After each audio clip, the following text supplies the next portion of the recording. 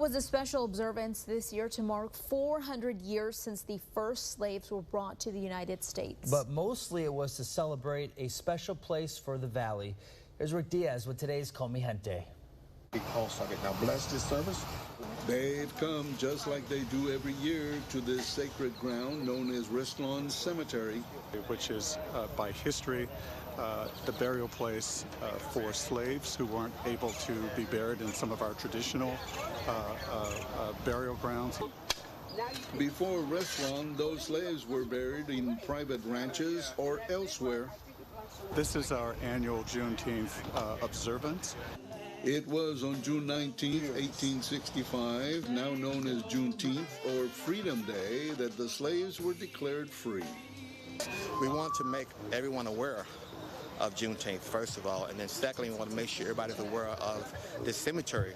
This year, because our theme is honoring our ancestors, Reverend Marcus Perry and Mrs. Mary Thomas are two individuals who were born prior to the Emancipation Proclamation, so they were born as slaves.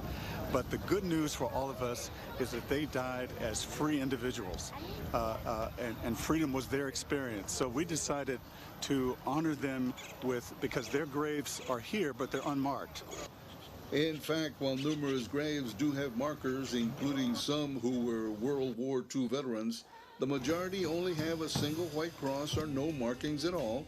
Years back, one group interviewed family and friends to find the names of those buried here. They listed them on a giant plywood board, but for some, they were only known as Old Dad or Elderly.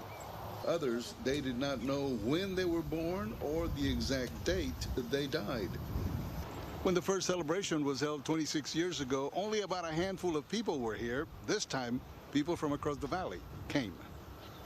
And so we want to make folks aware within the Rio Grande Valley that this place is here for them to come out and look at and be a part of it. It was 400 years since slaves were first brought to the United States and 154 years since it was abolished.